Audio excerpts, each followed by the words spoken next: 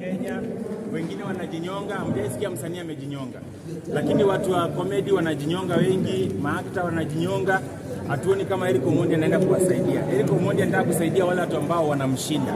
Erick Omondi anataka kuwa msanii, si hata tu wimbo, ndiye apiganie haki za kazi yake. Anapigania haki zenye si ya kazi yake. Sisi tuko na tunajiweza, sisi tuna uwezo wa kujipigania haki zetu. Erick Omondi hatujai muita atupiganie haki zetu. Yeye anatafuta tu clout na kwa kutumia wasanii. Wasanii sisi tuko sawa. Tunaongea na serikali. Erick Omondi aachane na sisi. Yes. Erick Omondi ameacha kuchekesha watu, anataka kufanya kazi ya kupigania wasanii. Na wasanii wanaweza jipigania wenyewe. Tumejipigania, sisi tunajua kufanya demonstration kumshinda. Sasa Erick Omondi atafute kazi ya kufanya ama apiganie comedians. Na hata siku hizi Erick Omondi ana kichekesho. Wewe niambie kichekesho moja ushaona Erick Omondi ako nayo? Hamna. Ameachia akina Mlamwa, akina Butita, kuna huyo msichana mwingine Mluya ametoa wimbo ya Valentine. Sasa hao ndio comedians. Erick Omondi sasa hii hata si comedian, si musician. Ni nani Erick Omondi? Erick Omondi ni nani by the way? Erick Omondi ni nani? President of comedy. Comedy gani? Alichekesha lini mwisho? Erick Omondi ni nani Kenya? Erick Omondi ni noise maker, ni mtu ambaye hana kazi, afai kupatiwa hata airtime. Sio kwa nini mnamsikilizanga?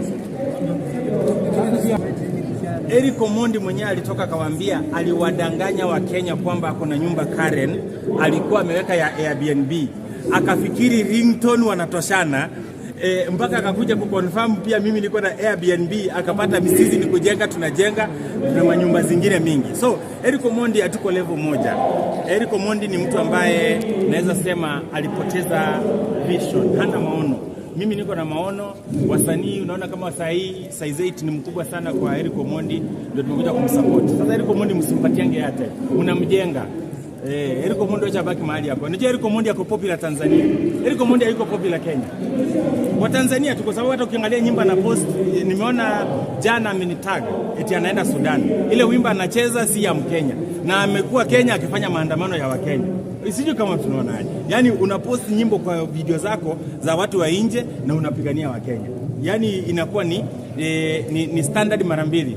Kwa kizungu inaitwa hiyo standard mbili.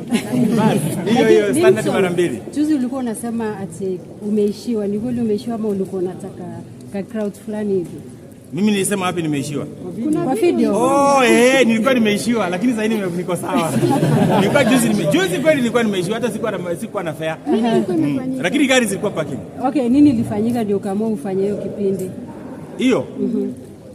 Unajua tangu Robert Alaya nigonge rungu kwa kichwa.